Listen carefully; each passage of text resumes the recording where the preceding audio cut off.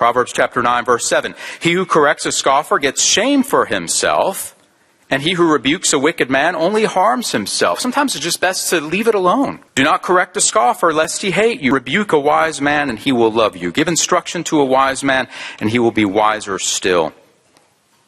Teach a just man, and he will increase in learning. In other words, if someone wants to argue or just explain what they believe, you don't have to get sucked into an argument. You can actually just let them win and move on. A person convinced against their will is of the same opinion still, of course. Proverbs 26, do not answer a fool according to his folly, lest you also be like him. And then there are times when you should answer a fool according to his folly, lest he be wise in his own eyes. Is this person causing someone else to go astray who's asking sincere questions? Maybe it's time to say, no, actually, here's what the Scripture says.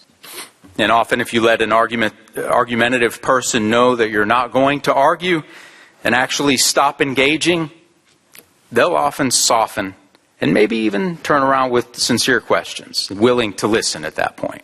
You can turn to Matthew chapter 7 and verse 6. Regardless, if you have someone who's not really listening, or maybe they're into it for the fight. Matthew chapter 7 and verse 6. Do not give what is holy to the dogs, nor cast your pearls before swine, lest they trample them under feet and turn and tear you in pieces. Sometimes it's just fruitless to get into an argument or some type of back and forth, or a position where you're needing to try to convince them of the truth. However, if they are actually hungry to know more, if they really do seem sincere and they're asking questions, then as we read in 1 Peter, be ready to give an answer to those people for the reason, for the hope that's in you.